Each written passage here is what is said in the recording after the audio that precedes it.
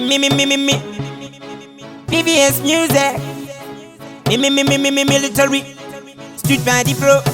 Inotenda samatenga la kakusika Joshua urichisharwa chekudenga. Shingori well. Ready me randere kumanyare nonzi manuel. No ndizeve zera munzeve opa what is sweetie. Lavu yangu newe iripa hiti. Takabata na kunge artist in a pit. Ziri zerudo ndiwe une remote. Unondi kurunga fungo une mukoti. Uisa cheuka tapote usa cheuka uzi mukazi waloti. Unela vinondi pina mongo kandisi ya matilanga pinde msango. Huya ugane patuse neni. Huya urambe wari petko neni.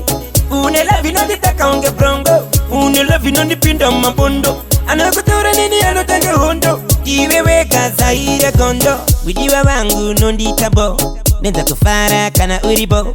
Simbu uya pano undi perudo. Time to batana wana go. Unetiva kachure plus office. Tapota usapai sene mangwe ma face. Kara ujiziva niwe rangu empress. Levu yangu newe itambudi tomu press. Ngana sika na pira pataka danana. Tika kushaya ndo itakungendi sina kupana. Unundi tendere zapungwa kunge tendere. Dokuwa kira imba mudendere. Unela binandi pina mongo kandisi ya madilanga pinde msango. Huya ugare patuse neni. Huya urambe uri petko neni. Unela binandi taka unge brongo. Unela binandi pinda mabondo. Anakutura neni alotange hondo. Iwewe kazaire kondo.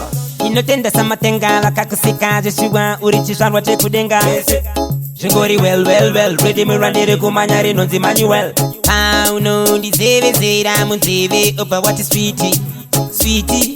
Lavu yangu newe iripa hiti. Takabata na kunge artist in a pit.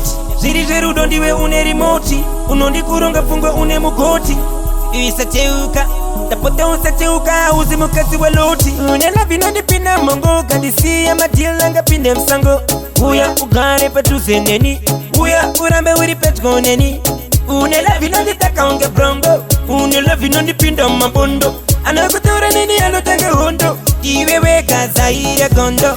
Unela vinondi pina mongo kandisi ya matilanga pinde msango. Huya ugane patuse neni. Huya urambe uri petko neni. Unela vinondi taka unge brongo. Unela vinondi pinda mabondo. Anakutura nini alotange hondo. Iwewe kazaire kondo.